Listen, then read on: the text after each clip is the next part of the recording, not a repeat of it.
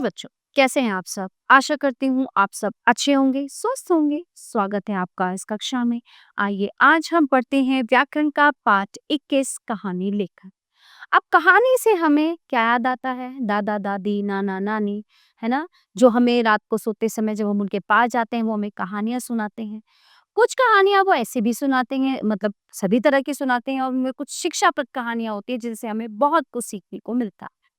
ठीक है, तो कहानी लेखन कैसे होना चाहिए? आइए पढ़ते हैं इस पाठ में। कहानी सुनना सुनाना हम सभी को अच्छा लगता है। दादा दादी तथा नाना नानी को कहानियों का पिटारा समझा जाता है। कहानी सुनाने वाले की ये विशेषता होनी चाहिए कि घटना तथा पात्रों का दृश्य सुनने वाले की आंखों के सामने उपस्थित हो जाए। कहानियां हमें मनोरंजन के साथ साथ अच्छी सीख भी देती हैं। कहानी कितनी रोचक और मनोरंजक है, ये कहानी सुनने और पढ़ने वालों के भावों से जाना जा सकता है। ठीक है, कहानी लिखते समय निम्न बातों का ध्यान रखना चाहिए। कहानी का विषय रोचक होना चाहिए। कहानी में छोटे छोटे वाक्यों का प्रयोग करना चाहिए। कहानी की भाषा सरल और स्पष्ट होनी चाहिए।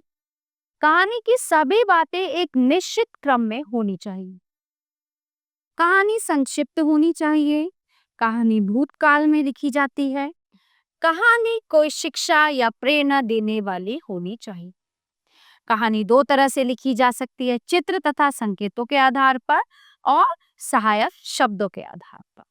ठीक है, तो इस तरह से हम कहानी लिखते हैं। प्यारे बच्चों, ये पाठ कहानी लेखन यहीं पे समाप्त होता है।